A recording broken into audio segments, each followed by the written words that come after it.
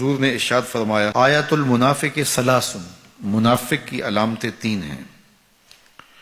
جس شخص کے اندر یہ علامات ہوں تو وہ اس نیت سے سنیں کہ آج ابھی اسی وقت میں یہ مصمم عزم کرتا ہوں کہ اپنے سے کھرچ دوں گا ان چیزوں کو، اور اپنے من کو، اپنے اندر کو، اپنے باطن کو ان غلاظتوں سے پاک کروں گا۔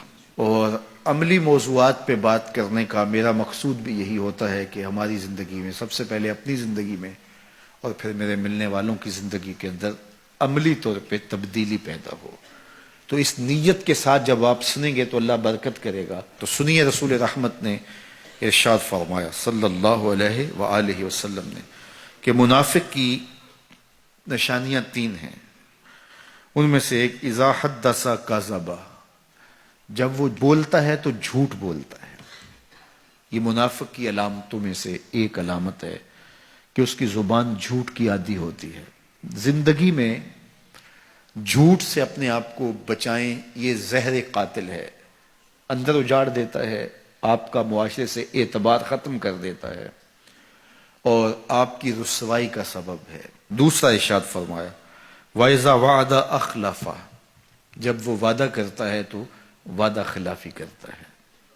یہ منافق کی علامت ہے کہ وہ وعدہ پورا نہیں کرتا۔ میرے حضور کسی سے وعدہ کرتے ہیں کہ تیرے آنے تک یہاں کھڑا ہوں، اور وہ جا کے بھول جاتا ہے۔ میرے حضور 3 دن کھڑے رہتے ہیں، 3 دن کے بعد اچانک وہاں سے گزرا، دیکھا تو حضور کھڑے ہیں۔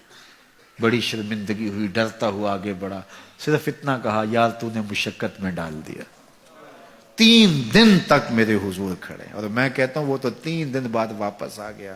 وہ نہ آتا 3 سال بھی کھڑا رہنا ہوتا، میرے حضور کھڑے رہتے کہ میں نے اس سے وعدہ کیا ہوا ہے۔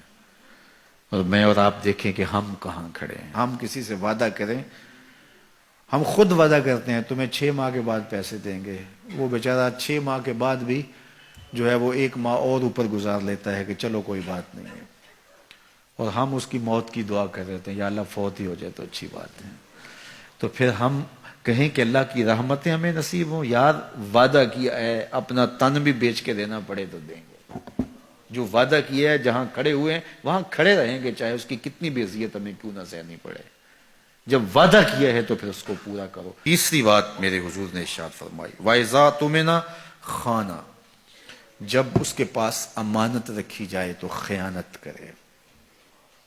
اس کے پاس پیسے رکھے جائیں، دولت رکھی جائے، کوئی زمین اس کے نام کوئی کر دے کسی وجہ سے، کوئی اور اس کے پاس امانت رکھ دے تو وہ اس میں خیانت نہ کرے، بلکہ آپ کے پاس کوئی بات امانت رکھی جائے تو اس کو بھی جو ہے وہ لوگوں تک نشر نہ کرے۔ تمہارے کان میں اگر کوئی بات کرے تو وہ امانت ہے، جب وہ بات کر رہا ہو تو دائیں بائیں دیکھ رہا ہو، تو پھر اس کا مطلب یہ ہے کہ وہ یہ چاہ رہا ہے کہ یہ بات کوئی اور نہ سنے، تو پھر صاحب امانت کو چاہیے کہ کوئی اور نہ سنے۔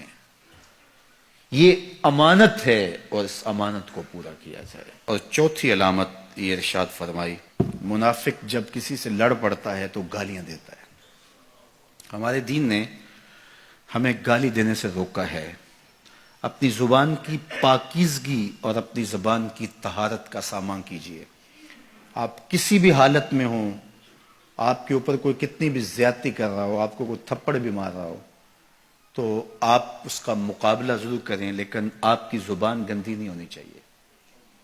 یہ غصے کے وقت ہی تو انسان کا پتہ چلتا ہے۔ ظفر سے آدمی نہ جانیے، چاہے جتنا بھی ہو صاحب فہم و ذکا، جسے عیش میں یاد خدا نہ رہی، جسے تیش میں خوف خدا نہ رہا۔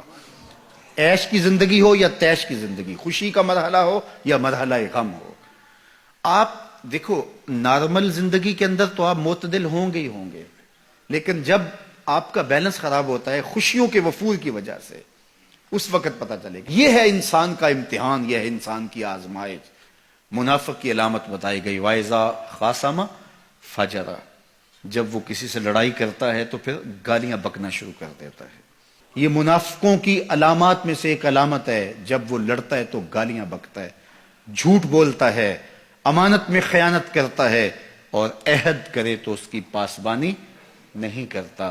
اللہ ہمیں عہد کی پاسبانی کی توفیق دے۔